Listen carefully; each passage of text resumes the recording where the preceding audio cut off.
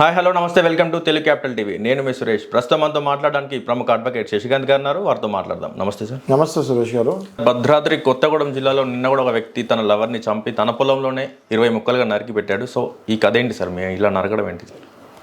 చాలా దారుణం సురేష్ గారు. ఇది రోజు రోజుకి మన దగ్గర ఈ మర్డర్స్ ఎట్లాంటివి జరుగుతున్నాయి అంటే అసలు చట్టం పట్ల భయం పోయింది.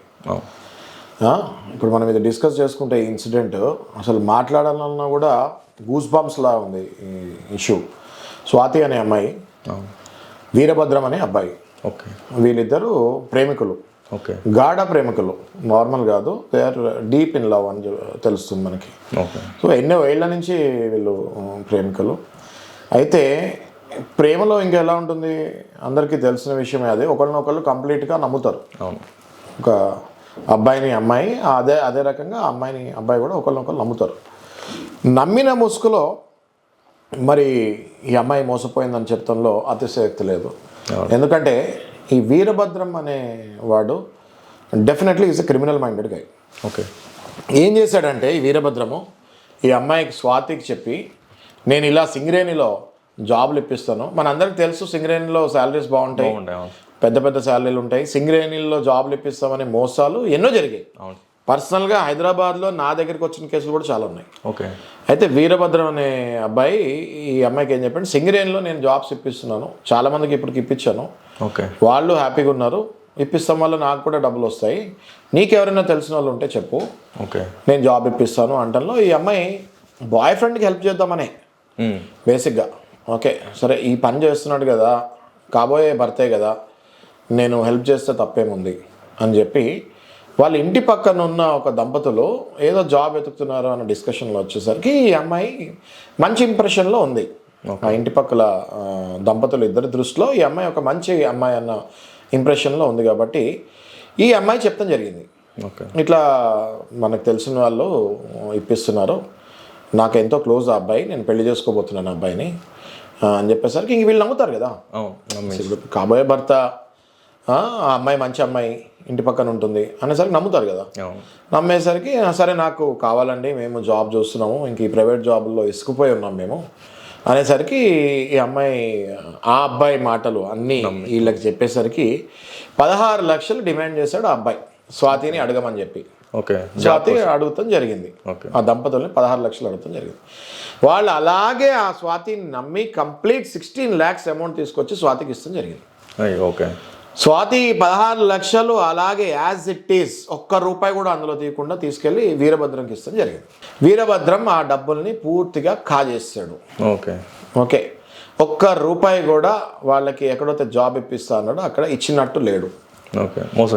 మోసం జరిగింది. ఈ పక్కన ఇంకా దంపతులు స్వాతిని ఫాలోఅప్ చేస్తాం స్టార్ట్ అయింది. ఓకే. స్వాతి ఏమో వీరభద్రాన్ని ఫాలోఅప్ చేస్తాం జరిగింది. వీరభద్రం దగ్గర నుంచి ఏమీ సమాధానం స్వాతికి రాకపోయేసరికి స్వాతి దగ్గర నుంచి ఆ దంపతులకి చానాళ్ళు ఏమీ సమాధానం రాకుండా అయిపోయింది. ఏమీ సమాధానం రాలేదు. ఈ దంపతులు ఏమో 16 లక్షలు అంటే చిన్న అమౌంట్ కాదు కదా సురేష్ గారు. దిగువ మధ్యతరగతి వ్యక్తులకి 16 లక్షలు అంటే అది 16 కోట్లతో సమానం. వాళ్ళకి ఎక్కడో అప్పు చేస్తుంటారు, జీతాలు ఎక్కువ ఉంటాయి కదా, ఒక ఫస్ట్ 1 year అన్నీ నేను తీర్చేసుకుంటే వడ్డీలు కట్టేసుకున్నా, నెక్స్ట్ ఇయర్ నుంచి నా జీతం నాకు మిగులుతుంది అన్న ఉద్దేశంలో వీళ్ళు అప్పు చేస్తుంటారు. 16 లక్షలు ఆ వడ్డీ వ్యాపారస్తులు లేకపోతే ఎక్కడ తీసుకున్నారో వాళ్ళు ఊరుకోరు కదా. వాళ్ళ ప్రెషర్ తట్టుకోలేక ఇద్దరు ఆత్మహత్య చేసుకున్నారని మనం వింటున్నాం. అయ్యో. ఒక్కసారిగా ఉలిక్కుపడ్డ స్వాతి, ఈ విషయం విన్న స్వాతి ఒక్కసారిగా ఉలిక్కుపడి ఓకే ఇంకా ఆ బాయ్ ఫ్రెండ్ని వీరభద్రాన్ని చెడా మెడా తిడతాం మొదలుపెట్టింది. నువ్వు ఇంత మోసగాడు అనుకోలేదు నేను, నీ వల్ల 2 నిండు ప్రాణాలు పోయినాయి, ఎవరు రెస్పాన్సిబుల్ దీనికి అని నిలదీస్తాం జరిగింది వీరభద్రాన్ని.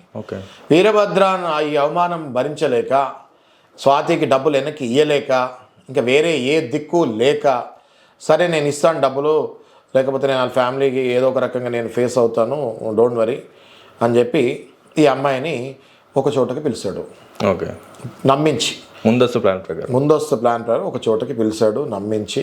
ఎంత కిరాతకంగా చంపాడంటే సురేష్ గారు, ఒక 20 ముక్కలు, ఒక బాడీని 20 ముక్కలు అంటే మీరు ఆలోచించండి, ఏ పాటికి ఆ పాటి కట్ చేసినా కూడా 20 ముక్కలు అవ్వవు. అంటే ఒక కీమా కొట్టినట్టు కొట్టేస్తే 20 ముక్కలు ఆ బాడీని, ఎంత సఫర్ అయి ఉంటుంది ఆ పాప. ఆ ముక్కలన్నిటినీ ఒక గోన్ సంచిలో వేసి తనకేదో పొలం ఉందో లేకపోతే ఎవడ పొలమో అది అవును. ఆ పొలంలో పాతి పెడతాం జరిగిందంట. ఈ స్వాతి కనిపించకపోయేసరికి ఆ తల్లిదండ్రులు ఇద్దరు, స్వాతి తల్లిదండ్రులు ఇద్దరు పోలీసులకు ఫిర్యాదు చేస్తాం జరిగింది. పోలీసు వాళ్ళు కూడా గాలిస్తాం మొదలుపెట్టారు. ఓకే. ఏంటి దొరకట్లేదు, ఈమె తప్పిపోయిందా లేకపోతే ఏమైందా అన్న టెన్షన్లో పోలీసు వాళ్ళు ఉన్నారు. ఓకే. సడన్గా ఒకరోజు పొలంలో ఒక రైతు వెళ్తూ ఉంటే అక్కడేదో స్మెల్ వస్తాము జరిగి చూస్తే ఆ మట్టిలో ఒక గోన్ సంచి బయటకు వచ్చింది. ఆ గోన్ సంచి తెరిస్తే మనిషి బాడీ, అదే Swathi body. Swathi body. Okay, అర్థమైంది కదా. అర్థమైంది సార్. సో ఇది జరిగిన విషయము. ఇప్పుడు ఈ వీరభద్రం ఆయన ఎక్స్ప్లెనేషన్ ఏముందో చూసి చట్ట ప్రకారంగా ఏ సెక్షన్స్ ఆయన మీద పడతాయి, ఎంత కఠినమైన పనిష్మెంట్లు పడతాయి అన్నది మళ్ళీ నెక్స్ట్ ఎపిసోడ్లో మాట్లాడుకుందాము.